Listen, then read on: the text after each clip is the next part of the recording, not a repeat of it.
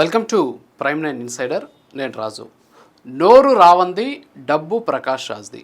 Yes, నోరు రావంది డబ్బు Prakash రాజ్ది. Yes, మీరు విన్నది నిజమే. ఇప్పుడు పోలీసులు ఇదే అంశానికి సంబంధించి లోతైనటువంటి విచారణ చేస్తున్నారు. కేవలం ఇది ఒకటే కాదు, పవన్ కళ్యాణ్ నోట్లో నుంచి సనాతన ధర్మం అనేటటువంటి మాట రాకూడదు, పవన్ కళ్యాణ్ని కట్టడి చేయాలి, పవన్ కళ్యాణ్ సనాతన ధర్మం ఎజెండాతోటి ప్రజల్లోకి వెళితే కొన్ని పార్టీలకు మనుగడ ఉండదు, పవన్ కళ్యాణ్ సనాతన ధర్మం అనేటటువంటి మాటను ఎప్పుడైతే మాట్లాడారో, సనాతన ధర్మాన్ని పరిరక్షించాలని చెప్పేసి ఎప్పుడైతే ఆయన ఒక దీక్ష చేపట్టారో అప్పటి నుంచి కూడా పవన్ కళ్యాణ్ టార్గెట్గా ఒక వ్యవస్థీకృతమైనటువంటి కుట్ర ఆయన చుట్టూ జరుగుతోంది.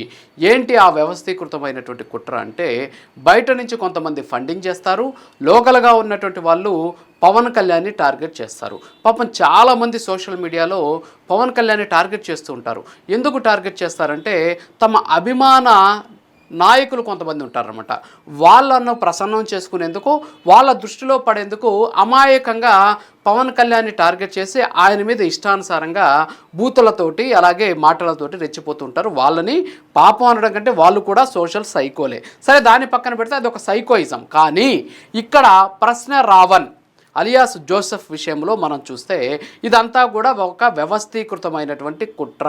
ఒక వ్యక్తి తన ఫేమ్ కోసమో, తన పబ్లిసిటీ కోసమో, తన యూట్యూబ్ ఛానల్ అభివృద్ధి చెందడం కోసమో, లేకపోతే పవన్ కళ్యాణ్ని టార్గెట్ చేయడం కోసమో చేసినటువంటి ఒక ప్రయత్నం కాదు. దీని చుట్టూ ఒక వ్యవస్థీకృతమైనటువంటి కుట్ర ఉంది. ఇక్కడ ఉన్నది ఒకరు కాదు, ఫేసు రావంది బయటికి కనిపిస్తున్న కనపడినటువంటి ముఖాలు చాలా ఉన్నాయి అనేటటువంటి విషయం, అతనికి సంబంధించినటువంటి బ్యాంక్ అకౌంట్లను ఫ్రీజ్ చేసిన తర్వాత ప్రస్తుతం పోలీసులు విచారణ చేస్తుంటే అనేక వాస్తవాలు వెలుగులోకి వస్తూ ఉన్నాయట. అవి ఇంకా కూడా అధికారికంగా బయట పెట్టాల్సినటువంటి పరిస్థితి ఉంది. కేవలం ఇది ఒకటే కాదు, ప్రశ్న రావణ్కి ప్రకాష్ రాజ్కి ఉన్నటువంటి అనేక సంబంధాలు బయటపడుతూ ఉన్నాయి.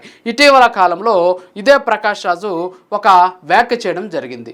ఏమని ఆయన వ్యాఖ్యలు చేశాడు అంటే, ప్రకాష్ రాజ్ చేసినటువంటి వ్యాఖ్యలతోటి అందరిలో కూడా నిజంగా వీళ్ళిద్దరి మధ్య ఇంత అవినాభావ సంబంధం ఉందా? ఎందుకు అంటే, రీసెంట్గా పవన్ కళ్యాణ్ని టార్గెట్ చేస్తూ రావణ్ ఏ వీడియో చేసినా సరే ఆ తర్వాత ప్రకాష్ రాజ్ లైన్లోకి వచ్చి రావణ్కి సపోర్ట్ చేస్తూ రావణ్ తోటి ఆన్లైన్లో ఇంటర్వ్యూలు కూడా చేసినటువంటి పరిస్థితి అనమాట. సో ఈ స్థాయిలో వాళ్ళు ఉన్నటువంటి పరిస్థితులు మనం చూస్తూ ఉన్నటువంటి సిచ్యువేషన్ ఉంది. సో ఇక్కడ మొన్న ప్రకాష్ రాజ్ మాట్లాడినటువంటి మాటలు ఒకటి వినిపిస్తాను, విన్న తర్వాత మనం వీడియోని కంటిన్యూ చేద్దాం. ఇంకా ఎంత దిగజార్చాలండి రష్యా ఈ దేశంలో. ఒక్కసారి ఇది విందాం. రాజ్ రావణ్ మధ్య ఆడియో లీక్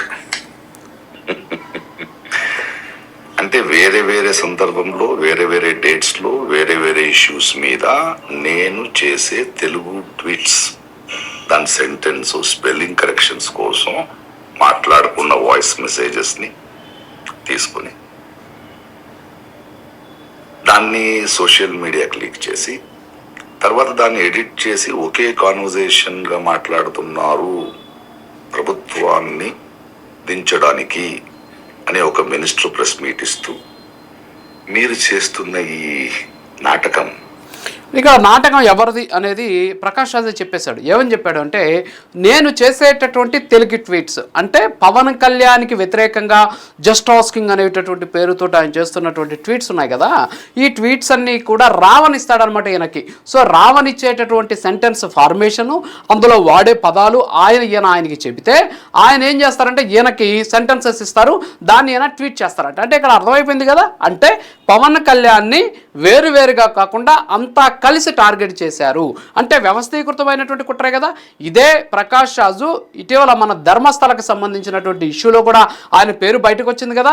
ఎవరైతే ధర్మస్థల ఇష్యూకి సంబంధించి మాట్లాడినటువంటి అక్యూజ్డ్ ఉన్నాడో అతను ప్రకాష్ రాజు మాట్లాడాడు ఫోన్లో అని చెప్పేసి చెప్పినటువంటి పరిస్థితి ఉంది కదా. సో ఇదంతా కూడా ఒక వ్యవస్థీకృతమైనటువంటి కుట్రలాగా జరుగుతూ ఉన్నటువంటి పరిస్థితి.